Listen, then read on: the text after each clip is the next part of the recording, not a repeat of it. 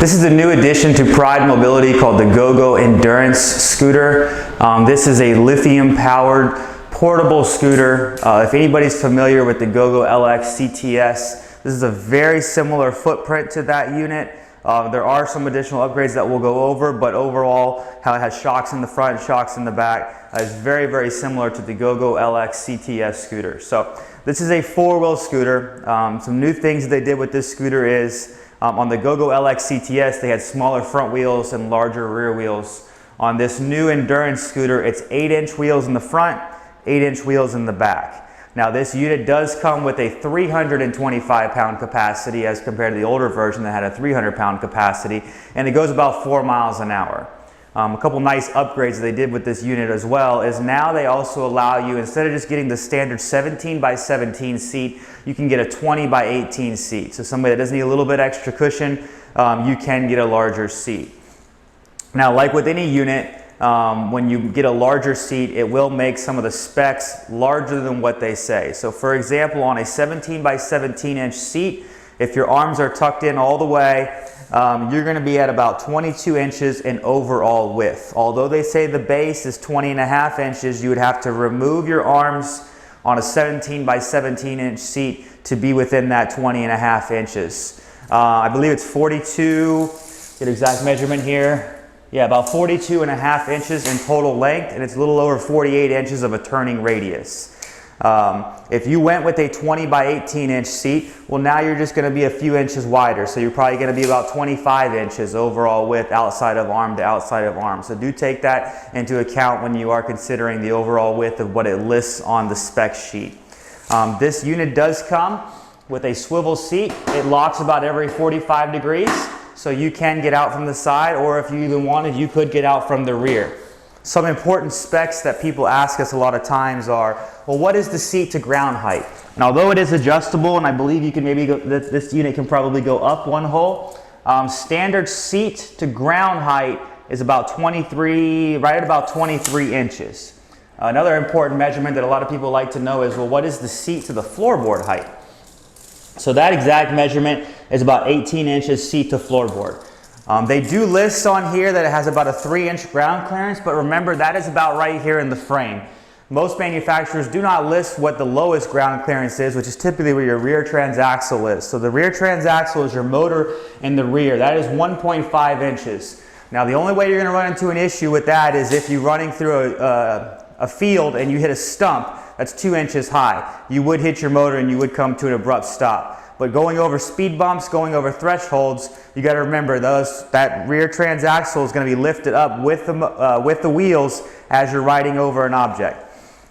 Great part about this unit is there is full suspension in the front and in the rear. What makes this super popular is with the lithium battery. And so the big difference between a lithium battery is a lithium battery is going to last about 5 times longer than your standard sealed lead acid batteries. Not distance-wise, but year-wise. So this unit will actually come with a 2-year warranty on the batteries, which is a lot better than the 1-year warranty on sealed lead acid batteries on the older types of scooters. A couple advantages of lithium are it is going to charge a lot faster. It's going to charge at the full charge rate all the way throughout. And then it also has certain other features as like a sleep charge. So what that is basically it's when your charger has not been on the unit for 20 days, it's going to shut the battery down to conserve the battery life. Now I wouldn't recommend going longer than a few months without charging it, but that is something that is going to help protect your battery. When you actually get the unit directly out of the box, it's actually already going to be in sleep mode. So what you do to take it out of sleep mode, which is really how you should charge any unit, is you're going to take your charger. The charger on these are going to be in a green box. That shows you have a lithium charger. So you do not want to use a sealed lead acid charger. They will look almost the same, but it is not the same charger. So your charger can plug in 2 places. You have a port right here, or you have a port right here down in the battery pack. So what you're going to do to take it out of sleep mode is you're going to take the charger, plug it into either one of these ports first, and then plug it into the wall. And you're going to wait a few seconds and you'll see the red light kick on and show it's charging. When the green light comes on, it's fully charged. So they do say it charges a lot faster than the older batteries, and another really big perk is you can short charge the battery. So what that means is you can charge it if it's 90% full and you want to top it off, you're not going to hurt the battery. With sealed lead acid batteries, they wanted you to drain the batteries down to at least halfway, 3/4 of the way down, and then bring them back up, and that's going to sustain your battery. With lithium, it's not that way. They call it a dumb charge, basically. You can charge it any way you want. When it's almost completely empty, when it's almost all the way full, they do state you get about 2,000 charge cycles on that battery pack. So what that means is if you had it 90% full and you charge the 10%, well, you could do that 10 times to get one charge cycle. So that's a lot of charge cycles you're going to get out of this battery. Now I'm going to go over some more features on this scooter here. So this scooter is super popular due to it's also being portable. So the way this scooter will break down is it's going to break down into a few pieces. So the first thing that I typically do is I'll fold the seat back forward, and then this one you can just lift up on the seat. I don't know the exact weight on this, but I would guess about 20-25 pounds on the seat. From here, the next step you're going to do is you can remove your battery pack. You have a handle right here. All you do is lift up. It does sit on a little bit of Velcro, so if it feels like it has a little bit of tension, you have to have a little yank, but that will loosen up over time. From here, the next step that I typically do is I lower down the tiller. So the tiller is adjustable right here. If you loosen this knob, and you can bring the tiller down, and then you can re-tighten it back in place. You also have in the front of this scooter a locking tiller device. So there's a little knob here. If you push it in and twist it, well, now your tiller is only going to move this far. So that's why when you're transporting it, it's not going to be slinging around hitting in your vehicle. Now you do want to make sure you unlock this when you go to drive it, or you're going to wonder why it takes you 100 feet to turn in a circle. So once you have it in this position, like most all of the other GoGo scooters, there is a lever back here. You're going to lift up on that lever, and then you're going to walk it away. So this is what your parts are going to consist of. You're going to have your lithium battery pack, you're going to have your seat, you're going to have your rear frame, and then you're going to have your front section. That is your front section, which I believe weighs a little over 40 pounds. That is the front section there. Now your battery pack actually comes in two different sizes. They have an 8 amp battery pack, which gets you about 7 miles on a charge, or they have a 16 amp battery pack, which gets you about 14 miles, up to 14 miles on a charge. Now that's all relative to the person. If they're 325 pounds, they're not going to quite get the same distance as somebody that's going to be 100 pounds. And it's also going to depend on the terrain. How much strain you're putting on that motor is essentially what's going to create the distance that you're going to get. But you're going to get a little over 4 miles an hour.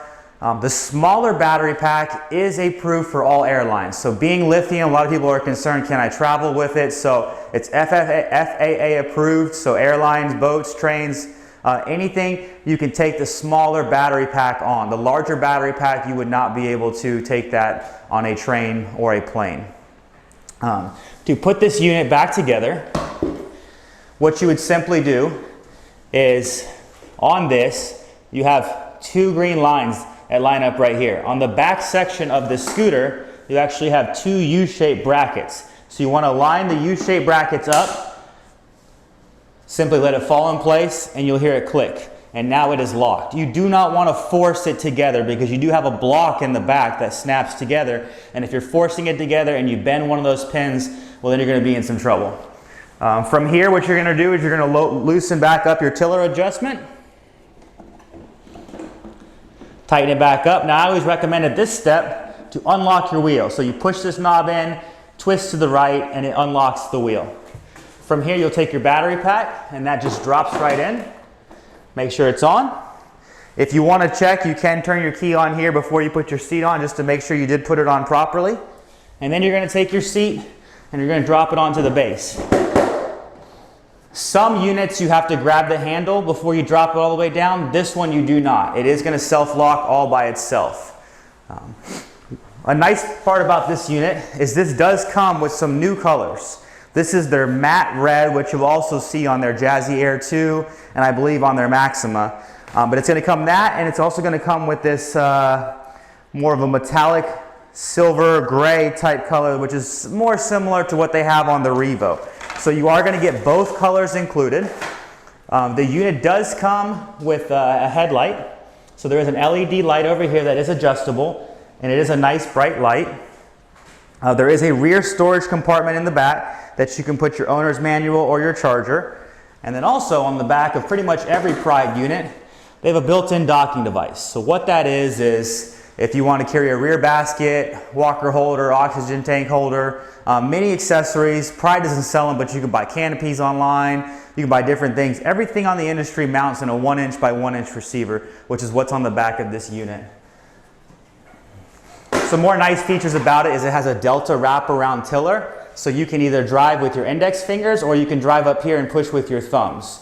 The front basket is removable. And then you do have attachment points on here as well. So if you wanted to add cell phone holder, you wanted to add cup holders, you can add rear view mirrors to this unit. There's a lot of great things that you can do with this scooter. So I think this is really going to be a game changer in the industry for multiple reasons, being the 5 times longer lasting battery, how it charges faster, how you're not going to ruin the batteries, how they're warranted for 2 years, how you have an upgraded seat size with the unit, higher weight capacity, full tires, 8" tires in the front and the back, so that's going to track a little bit better outdoors. I just really think this is really going to be a really good unit. If you have any questions, just give us a call. Outside video demonstration on the GoGo Endurance scooter. One thing I did not mention when we were inside is the floorboard length. It's about 14.5 inches of usable floorboard space. But you can see that this unit turns in a pretty sharp turning radius for being a 4-wheel scooter. So if you hold the wheels all the way sideways, this is what it's going to look like. Now I'm a 6 foot, 220 pound man, so you can kind of see me sitting on here, the size 12 shoe, of kind of how you would look if you're in a similar stature.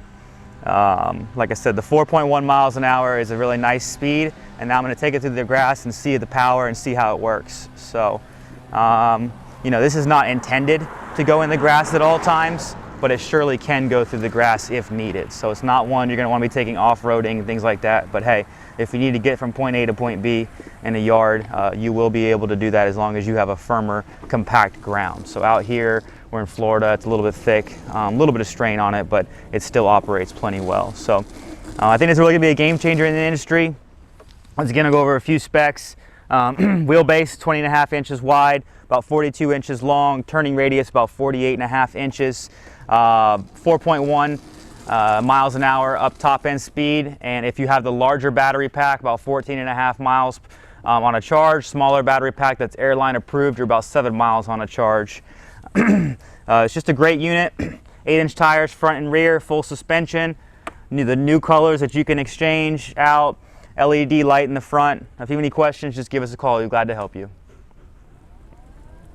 Hi, I'm Mark. And my name is Alex. We're co-owners of Mark's Mobility. I started this company in 1995. We sell many products, not just what you see in this video. If you have any questions or concerns, please call us at the number below at 800-677-6293. Thank you, and have a wonderful day.